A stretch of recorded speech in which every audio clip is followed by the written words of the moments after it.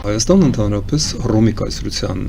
Հռոմի հանրապետության հետ, որտեղ դա հենց այն պահն էր, երբ որ հանրապետությունը դառնում էր կայսրություն, Տիգրան Մեծի օրոք, դարձավ Հռոմի դաշնակից եւ փաստորեն Հռոմի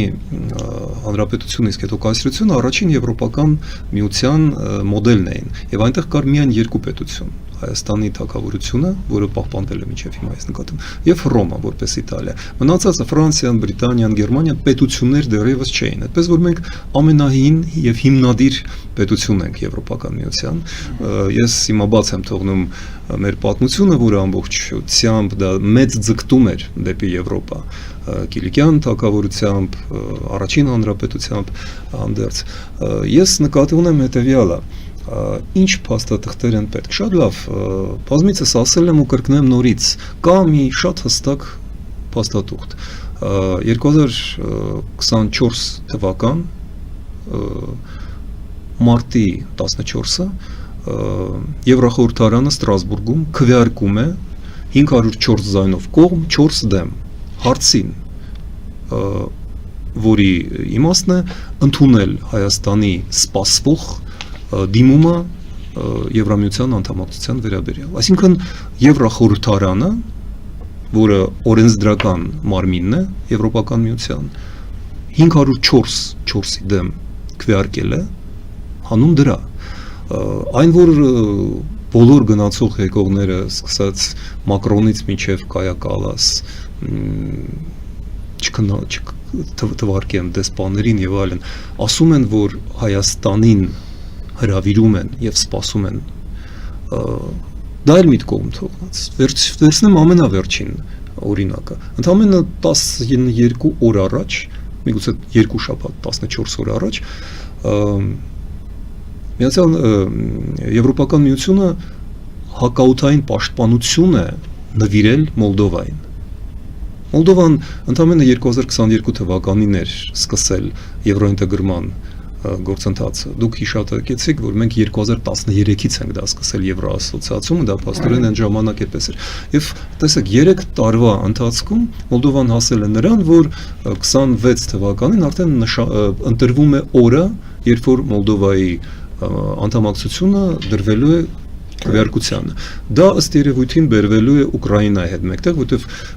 Եվրոպան գերադասում է ոչ թե մեկ-մեկ ընդունել երկրները, այլ տարածաշրջանային զույգերով կամ եռյակներով։ Նույնը վերաբերվում էր Վրաստանին եւ Հայաստանին։ Այդպես որ Հայաստանի դեպքում, եթե մենք ընդունեինք նույն օրենքը, որը փաստորեն, եթե կատարենք այն օրենքը, դա կտրուկ կփոխի իրավիճակը նաեւ Վրաստանում։ Դա կփոխի հասարակական իրավիճակը, դա կփոխի եվրոպական եւ ընդհանրապես արևմուտքի վերաբերմունք Հայաստանին, որովհետեւ մենք մեծագույն սխալ կատարեցինք, որ ընդունած օրենքը չկատարեցինք։ Ես բերեմ ընդամենը 2 օրինակ։ Եթե մարտ ամսվա օրենքը կիրառվեր եւ դիմում տրվեր, ապա Հայաստանը արդեն ստանալու էր շաբաթների ընթացքում նոր կարգավիճակ, տեխնացու երկիր։ Եվ օգոստոսի 8-ին Փաշինյանի թիկունքում Վաշինգտոնում կանգնած կլիներ Եվրոպական միությունը։ Եվ դրա ապացույցը այն էր, որ նույն օգոստոսին, մի քանի օր անց, երբ որ նույն Սպիտակ տանը հյուրընկալվում էր Վլադիմիր Զելենսկին, շատ ծանր մենամարտում Թրամփի ճնշման տակ։ Նա դիմացավ այդ ճնշմանը միայն մի պատճառով։ Նրա հետ ֆիզիկապես եկել են կտրելով օվկիանոսը մի քանի եվրոպական երկրների վարչապետներն ու նախագահները։ Այդ բացի դա Եվրամիության ղեկավարությունը, ՆԱՏՕ-ի ղեկավարությունը եւ իրենք բոլորը կանգնած են Ուկրաինայի թիկունքում։ Մեր թիկունքում իրենք նույնպես պատրաստ են կանգնել, եթե Հայաստանը դիմի Եվրամիությանը, ինչպես իրենք օրինակս նոր բերեցի, Մոլդովային են հիմա օգնում։ Օգնեցին եւ փողով, եւ զենքով, եւ գազով, եւ հոսանքով, էլ ինչ է պետք։ Եվրոպան ապահովում է Հայաստանի պաշտպանական, էներգետիկ, ֆինանսական, տնտեսական եւ քաղաքական անվտանգությունը։ Դա մի բան է, որը ամենից կարևոր է այսօր Հայաստանի համար։ Անվտանգություն։ Ռուսաստանը եւ թուրք-ադրբեջանական տանդեմը մեզ ապահովում են մշտական սպառնալիք եւ հեռանկարում պետականության ոչնչացում։ Եթե հիշենք, որ Հայաստանը 1918-20 թվականներին ոչ միայն առաջին հանրապետությունը ստեղծեց, Հայաստանը դարձել էր 18 թվականից Անտանտայի մասը։ Վրաստանը եւ Ադրբեջանը օրինակ Անտանտայի մաս չէին։ Այդպես որ Հայաստանը Եվրոպա էր դիտվում միշտ եւ հատկապես 1918-19-20 թվականին, հիշեցնեմ, որ Բրիտանիան օրինակ միակ երկիրն էր, որ զորք էր ուղարկել Հայաստան եւ Կարսի ու Նախիջևանի մարզերը Հայաստանի առաջին հանրապետության համար մաքրում էին ճակերտներում թուրքերից հենց բրիտանական զորքերը BTR-ներով, Լանկաստեր զրամեքենաներով եւ բրիտանական բանակով։ Հայկական բանակում որպես կամավոր ծառայում էր այդ տարիների Բրիտանիայի վարչապետի Ստենլի Բոլդուինի հարազատ որդին, ավագ որդին Օլիվեր Բալդուինը Հայաստանի բանակի կազմում որպես կամավոր սպա։ Էլ ինչ է պետք, այն որ մենք դա չենք հիշում, մոռանում ենք, մոռացնել են տվել մեզ, դա ուրիշ հարց է, դա մեր խնդիրն է։ Բազմաթիվ օրինակներ են, ես անդրադառնամ ուղղակի ձեր հարցին։ Կարսի պայմանագիրը, որը իր հերթին հետևանք էր Մոսկովյան պայմանագրին, դա 1921 թվականի մարտի 16-ի պայմանագիրը ողջ է եւ գործում է։ Դրա լավագույն ապացույցն է այն, որ Մոսկվայի նոր քաղաքականությունը 2011 թվականին շատ հետաքրքիր ու սիմվոլիկ ժեստով սկսվեց։ Այն ժամանակ նախագահը Մեդվեդևն էր, բայց փաստորեն վարչապետ Պուտինը պահպանում էր իշխանության բոլոր լծակները եւ ես հիշեցնեմ, որ 21 թվականին Էրդողանին հրավիրեցին Կրեմլ հենց մարտի 16-ին ցուցադրաբար Մոսկովյան պայմանագրի օրը եւ նվիրեցին Մոսկովյան պայմանագրի ռուս-թուրքական Լենինի եւ Մուստաֆա Քեմալի։ Դա փաստորեն առաջին միջազգային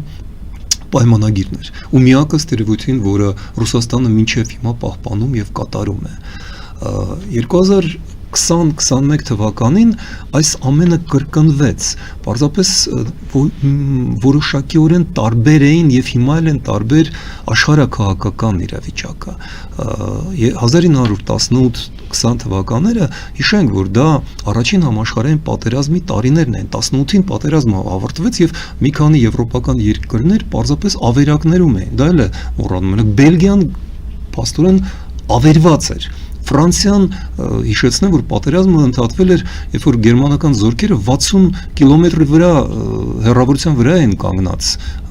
Փարիզից Կոմպիենի անտառում, եւ միայն ամերիկյան զորքերի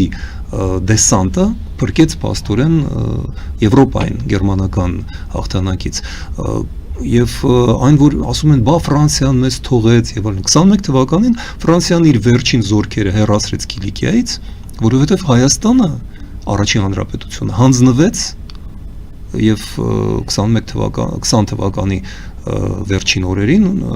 դարձավ սովետական Հայաստան, այսինքն Ֆրանսիան պետք է սովետական Հայաստանի համար պահպաներ Կիլիկիան։ Դա Կիլիկիայում այնտեղ Կիլիկիայում հայկական լեգիոնը, Կիլիկիայի բնակիչները կային, բայց չկար պետություն։ Չկար պետություն։ Անկախության հռչակագիր էին ընդունել։ Կարող էր վերականգնել Կիլիկիայի թագավորությունը, որը Հայաստանի երկրորդ պետությունն էր, ասենք, թե Հայաստանը չէր։ Սա նախագիծ էր։ Մենք հիմա էլ ունենք Կիլիկյան թագաժառանգին, որի մասին ժողովրդի 90%-ը գաղափար չունի, դա Սավոյան ընտանիքն է, բայց ինչևէ, տեսեք, եկեք այսօրվան մասին խոսենք։ Հենց հիմա կատարում են ֆանտաստիկ բաներ։ Իսրայելը, որը մեծապես օգնեց Ադրբեջանին եւ Թուրքիային, ընդհուպ մինչև 25 թվականի օգոստոսի 8-ի այդ չարաբաստիկ իմ տեսակետից տրիպի իրականացման գոնե ստորագրման մեջ շաբաթներ անց արդեն օգոստոսի վերջին կտրուկ փոխեց իր քաղաքական դիրքորոշումը եւ սկսեց մերձեցում նաև Հայաստանի հետ առաջարկեց Նեթանյահուն մի քիչ էկզոտիկ ձևով առաջարկեց ընդունել ցեղասպանությունը Չէ, համարեց, որ ինքը ընդունել է։ Այո, բայց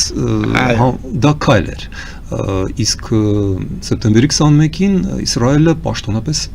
շնորհավորեց Հայաստանի անկախությունը եւ երկու դեպքում էլ Հայաստանի կողմից պաշտոնական որևէ լուրջ արձագանք չեղավ։ Այստեղ չհասկացան ինչ է կատարվում։ Բանն է, որ Իսրայելը չէր սպասում, որ Հայաստանը այդքան հեշտ կզիջի իր բոլոր դիրքերը եւ լուծելով Իրանի հարցը հիմնականում Ամերիկայի շնորհիվ իրենք հանկարծ տեսան, որ իրենց արչեւ խոյանում է նոր ախոյան, դա Թուրքիան է եւ մի քանի օր առաջ Նետանյահուն հրավիրում է Հունաստանի եւ Կիպրոսի ղեկավարներին, վարչապետներին եւ ստեղծվում է, ինչպես նա ասաց, շատ հետաքրքիր բան, հնագույն ազգերի դաշինք ի պաշտպանություն մեր ընդհանուր քաղաքակրթությանը եւ այնտեղ 4-րդ աթոռն էլ պետք է լիներ։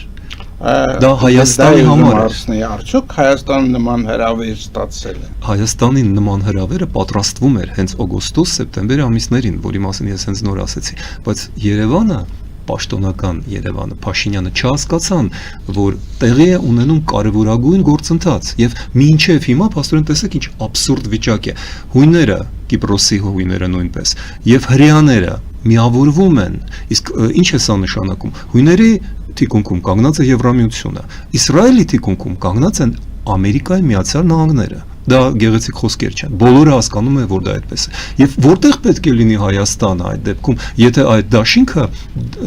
Թուրքիայի եւ հետեւաբար նաեւ Ադրբեջանի դեմ է հավաքվում, Հայաստանը պետք է լինի Եվրամիության եւ Միացյալ Նահանգների հետ միասին, չէ՞, բայց Հայաստանը իրեն դիրքավորեց Թուրքիայի եւ Ադրբեջանի եւ Ռուսաստանի հետ։ Այս սա է 25 թվականի ամենասարսափելի, ամենախայտառակ արդյունքը, որը կարծեմ մեր ժողովուրդը դեռ չի հասկացել։ Սա մի քանի ժամերի, մի քանի օրվա արդյունք է, որի մասին մենք արդեն մի քանի ամիս զգուշացնում ենք։ Օգոստոսի 9-ին արդեն ես եւ Եվրոպական կուսակցությունը պաշտոնական հայտարարություններով հանդես եկանք զգուշացնելով, որ դա մեծագույն սխալ է եւ Թրամփը չէ Միացյալ Նահանգները, Միացյալ Նահանգների քաղաքականությունը մնալու է այնուամենայնիվ Իսրայելի եւ Եվրամիության ծիրի մեջ